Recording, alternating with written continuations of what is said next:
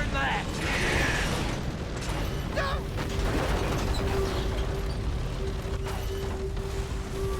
Clear. When Gears of War came out in 2006, I was instantly hooked and had to get an Xbox 360 just for that game. The brutal action, the bulky characters, the stunning graphics and the bloody gore just got to me, and it was also the game that revolutionized the third-person shooter genre and put it on the map. To this day, the pop and stop cover based mechanic can be found in many titles that utilize the third-person perspective. And now, almost 20 years later, the game has been re-released for the third time, this time officially on PlayStation 5. Finally, PlayStation fanboys can get their hands on Marcus Phoenix and chainsaw many locusts in health, but the question is, do you really want to do that almost 20 years later? I ask myself the same question, so that's why I've played my favorite game of all time again. Oh shit. This is gonna be awesome. The story hasn't changed. And I'm not going to give you a full rundown of the story here, but I can say that even in 2025 it absolutely captivated me. Yes, it's full of testosterone and bad one-liners.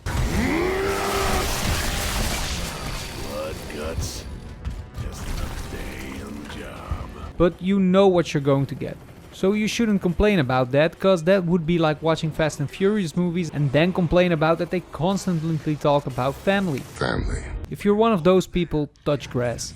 So you play as Marcus Phoenix, a soldier who has been imprisoned for treason on his planet Serra. The planet Serra has been overrun by an alien race of monsters called the Locust, who, from underground, have been preparing for war with humanity. Humanity is on the losing side, so you're released to fight for the army again, the COG. Is that right?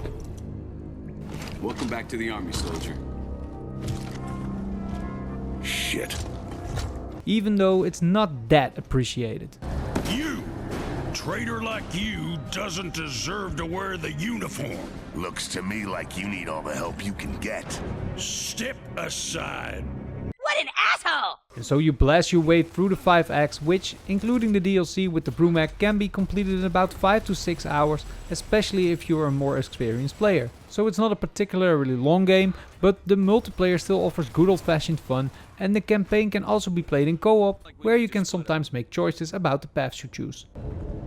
Phoenix, you and Carmine will go right. Dom and I will go left. Yes, sir. The gameplay has barely changed, but it is still rock solid.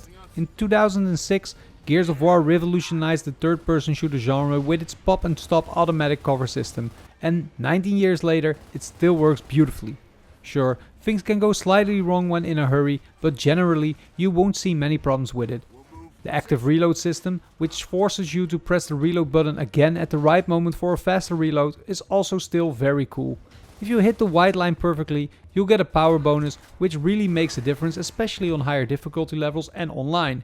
If you miss it, your weapon will temporarily jam. Ah! Damn! Something that's changed slightly compared to the original is the Hammer Burst, which now doesn't fire automatically, but it is a semi-automatic burst weapon, as it became in the later games. The slightly more inaccurate crosshair when you walk and shoot simultaneously is also new in this installment. What hasn't changed is the terrible AI, and I don't mean the enemy's AI, which is perfectly fine and also very aggressive, making it absolutely unprofitable and often impossible to stay in the same spot the entire time. No, I'm talking about the AI of your companions, who constantly run around into the most ridiculous places and thus walk to their deaths, sometimes resulting in you dying yourself trying to save them. Thanks, man. Or that you're always on your own in boss fights. Or, worst case, game over. And the fact that that still hasn't been fixed in 19 years is worth a medal of failure.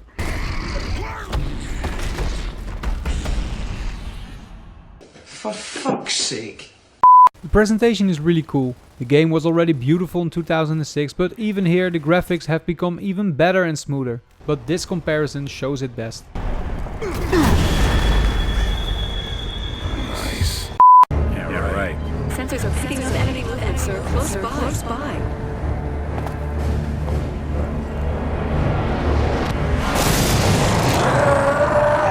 Look at us! Take cover! Look at us! Take cover! Move! What's still too much in my opinion are the invisible edges you encounter. Sometimes it's annoying because you can't reach an ammo box.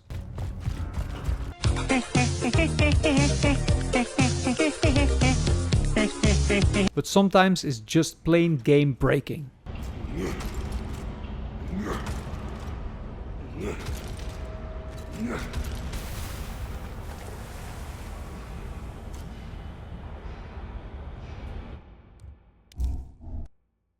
Gears of War Reloaded is still a great game after all these years, and I'm happy to say that.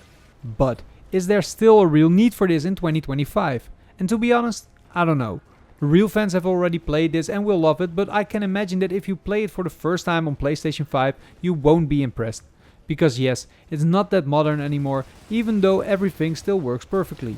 But maybe I think that way because I know what to expect. Anyway, I'm giving Gears of War Reloaded a 9. But I am looking through rose-tinted glasses. That's why I'm especially curious what newcomers think of this. Be sure to let me know in the comments and don't forget to like and subscribe here if you like the video.